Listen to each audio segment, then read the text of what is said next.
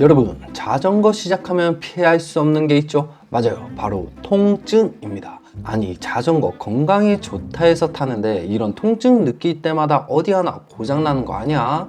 이런 생각 들 정도로 참을 수 없는 이 고통, 그거 절대 여러분만 겪는 문제가 아닙니다. 저도 자전거 처음 탔을 때 이 안장통 때문에 자전거를 통째로 바꿨던 경험도 있는데요. 알아보니 대부분의 입문자분들은 물론이고 몇 년 탔다는 분들도 같은 고민하고 계시더라고요.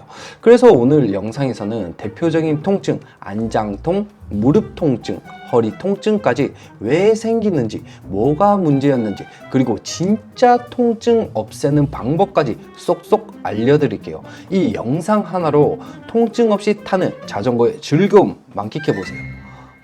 여러분, 학창시절 때 궁둥이 좀 두드려 맞아보신 적 있으신가요? 와, 이 안장통이라는 게 정말 겪어보지 않으면 상상도 안 되는 고통입니다. 그런데 이 통증, 자전거 타는 분들이라면 한 번쯤은 꼭 겪는 흔한 통증이기도 하죠. 과연 이 통증 피할 수는 없는 걸까요? 절대 아닙니다. 이런 통증 겪는 건 우리가 아주 간단한 몇 가지를 간과하고 있기 때문인데요. 많은 분들이 안장통을 겪게 되면 가장 먼저 생각하는 게 안장 탓, 패드 탓을 하시는데요. 사실 진짜 원인은 따로 있어요. 바로 자세와 셋업에 있습니다. 전문가들이 지적하는 안장통의 원인은 대표적으로 다음과 같은데요. 그중 첫 번째로 자신에게 맞지 않는 안장을 사용하고 있다는 건데요. 우리 엉덩이에도 사이즈가 있습니다. 즉 개개인마다 엉덩이 크기가 다 다르거든요. 그런데 이걸 무시하고 그냥 표준형 안장을 쓰게 되면 좌골이 지지를 못 받아 고통이 생기죠. 신발처럼 안장도 사이즈와 형태가 다양한데 나에게 맞는 걸 쓰지 않으니 당연히 아플 수밖에 없는 거죠. 그래서 우리는 안장을 고를 때 그냥 가볍고 예쁜 게 아니라 자신의 좌골 사이즈를 먼저 측정하고 그 사이즈에 맞는 안장들 사이에서 선택하는 게 우선이죠. 안장 통증을 유발하는 대표적인 두 번째 원인은 피팅을 받지 않고 그냥 대충 타는 경우가 많다는 점인데요. 많은 분들이 이렇게 생각해요. 아니, 선수도 아닌데 무슨 뭘 피팅까지 받아야 해? 라고 생각하시지만 제대로 피팅을 받지 않고 안장 높이조차 안 맞춰놓고 타면 무릎도 망가지고 엉덩이는 흔들거리면서 회음부에 계속 압박이 가해집니다. 여기에 빕숍 같은 사이클복을 입지 않는 경우라면 슬림도 생기게 되면서 두 번 다시 안장에 앉기 싫은 이 악몽의 연속이 되는 거죠.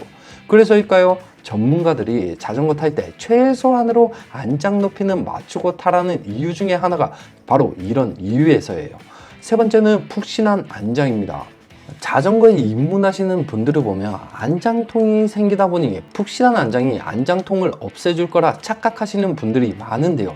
이건 정말 잘못된 상식이에요. 실제로는 푹신한 안장이 오히려 골반을 흔들리게 만들게 돼서 허리 통증까지 유발하는 경우가 상당히 많은데요. 게다가 자전거는 5분, 10분 타는 운동이 아니잖아요. 보통은 1시간 이상 타는데 그 사이 좌우로 흔들리는 엉덩이 움직임이 누적되면 허리에 심각한 부담이 생겨요. 결국 안장통을 줄이기 위해선 좌골에 맞는 안장 선택과 업셋, 그리고 피팅, 마지막으로 검증된 안장이 핵심이라는 건데요. 이런 기본적인 세팅을 마쳤다면 이제 요추를 세우고 안장의 각도를 조금씩 맞추다 보면 어느샌가 이 안장통을 말끔하게 없앨 수 있죠. 두 번째는 여러분, 자전거에 대한 가장 흔한 오해 중 하나죠. 바로 무릎 통증에 대한 이야기입니다. 여러분, 언덕 몇 번 탔더니 무릎이 찌릿찌릿하고 무릎 아작난 것 같은 느낌 받아보셨나요? 자전거 타다 보면 무릎이 욱신거리고 찌릿한 느낌, 심하면 계단 오를 때 통증까지 느끼시는 분들 정말 많이 봤어요. 이 무릎 사실 자전거의 엔진이라고 불릴 만큼 중요한 관절인데요.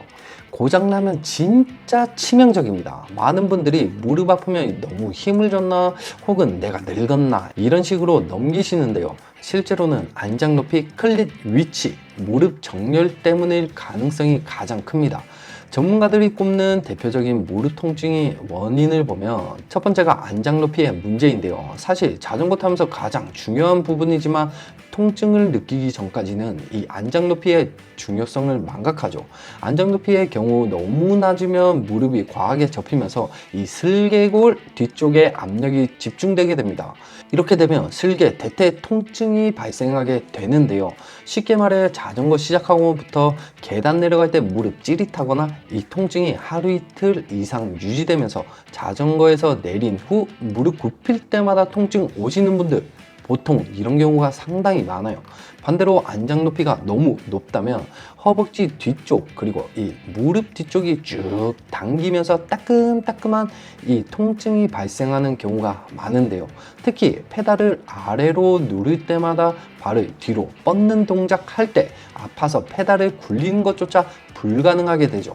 보통 자전거 좀 타다가 에어로한 자세 취한다고 안장을 너무 세워 타시는 분들이 이런 통증에 시달리시는 경우가 많은데요. 이 높이만큼 중요한 부분이 또 있죠. 바로 클릿 각도인데요. 사실 이 클릿 정도 사용하시는 분들이라면 말 안 해도 클릿 각도가 얼마나 중요한지 아실 것 같아 여기서는 넘어가고 제가 지난번 올린 영상 내용 참고하시면 좋을 것 같아요. 아무튼 안장 높이 클릿 각도에 대한 중요성에 대한 좋은 예가 있어요.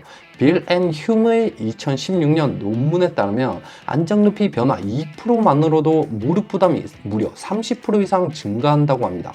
또한 대표적인 무릎 통증인 장경 인대염은 허벅지 바깥쪽 인대가 무릎 바깥쪽과 반복적으로 마찰이 생기면서 통증을 유발하는 대표적인 자전거 부상 중 하나로 알려져 있는데요. 제가 나가는 동호회 한 분은 겨울 내내 G리프트만 타다가 첫 국토종주 갔는데 2일차에 무릎이 부어서 병원에 신세를 졌었는데요. 원인이 뭘까요? 바로 클릿이 왼쪽으로 틀어져 있었고 실내 사이클과 실제 자전거와의 안장 높이 차이가 있었던 거죠.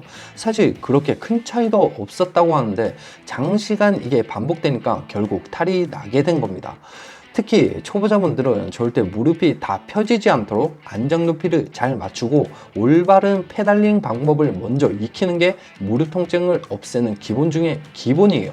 그리고 개인적인 경험으로 가장 효과적이었던 게 거울 앞에서 평로라를 이용해서 페달링하는 게 저는 무엇보다 도움이 되더라고요. 뒤꿈치가 너무 내려가거나 올라가지 않게 그리고 골반으로 페달링할 수 있도록 무릎이 직선으로 떨어지는지 꼭 확인해 보세요. 세 번째입니다. 바로 허리 통증인데요. 장거리 타고 나면 허리가 끊어질 것 같은 분들 많으시죠? 저 같은 경우는 특히 이 로드 자전거 탈 때 허리 통증 많이 경험했었어요. 처음 허리가 아플 때는 스탠딩으로 몇 번 스트레칭 해주면 괜찮아졌는데 안장 위에 앉아있는 시간이 늘어나면 늘어날수록 이 통증이 더더욱 커지더라고요.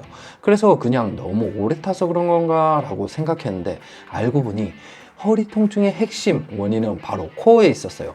아니 자전거 그냥 허벅지만 짱짱하면 되는 거 아니야? 라고 생각하시는 분들이 많은데요. 사실 자전거라는 게 허벅지도 허벅지지만 특히 자전거는 이 코어 근력이 없으면 상체가 과하게 숙여지면서 요추의 압력이 쌓이고 페달링 할 때 골반이 고정되지 않아 페달에 힘이 제대로 전달되지 않는다고 합니다. 심한 경우 허리가 좌우로 흔들리면서 그 충격이 지속적으로 허리에 쌓이게 된다고 해요. 아래 연구에서는 코어에 힘을 주지 않고 에어로한 자세를 취할 때 핸들바의 위치가 허리에 주는 스트레스에 대한 연구를 한 결과인데요. 사실 허리 통증의 경우 해결하는 방법들은 여러 가지가 있지만 그 중에서 일반적인 대처 방법으로 스템의 길이를 바꾸거나 스템의 높이를 높이는 방법이 있죠. 그러나 이런 방법들은 일시적인 해결책일 뿐이고 가장 좋은 것은 고관절의 유연성을 활용하고 코어의 근육을 길러서 에어로한 자세에서의 지지대 역할을 해주는 게 매우 좋다고 합니다. 사실 코어 근육이라는 게 일반적으로 윗몸 일으키기를 가장 많이 생각하실 건데요. 근데 이 윗몸 일으키기 막상 하루 이틀 시작해보면 자극은 좋은데 허리 약한 분들이 쉽게 따라하기가 힘든 게 사실이죠. 그래서 제가 추천드리는 방법은 강도에 따라 응용이 간편한 플랭크나 버드독 같은 운동을 해주는 게 상당히 효과가 있더라고요.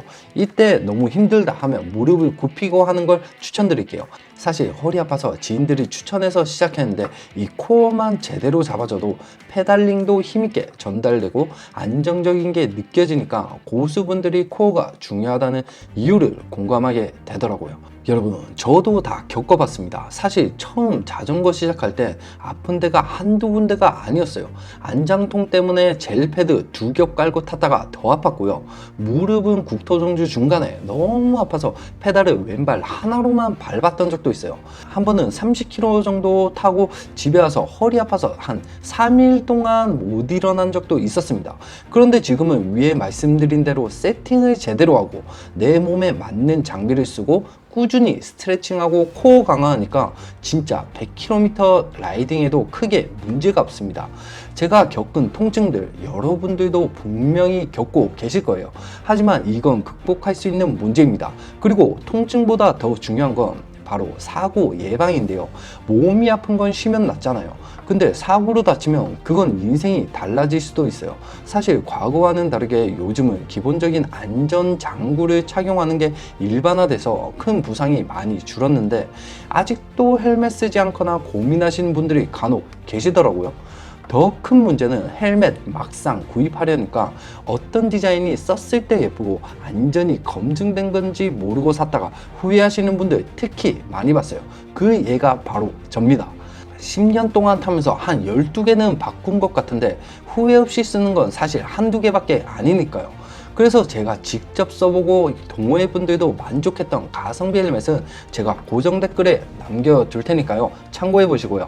오늘 영상에서 부족한 부분들은 선배님들께서 댓글에 남겨주시면 다음 영상에서 더욱 알찬 내용으로 담아보도록 하겠습니다. 특히 여러분만의 통증 경험이나 질문도 댓글로 남겨주시면 감사하겠습니다. 오늘의 영상이 공감이 가셨다면 구독과 좋아요 부탁드리면서 다음 시간에도 알찬 내용으로 찾아뵙겠습니다. 감사합니다.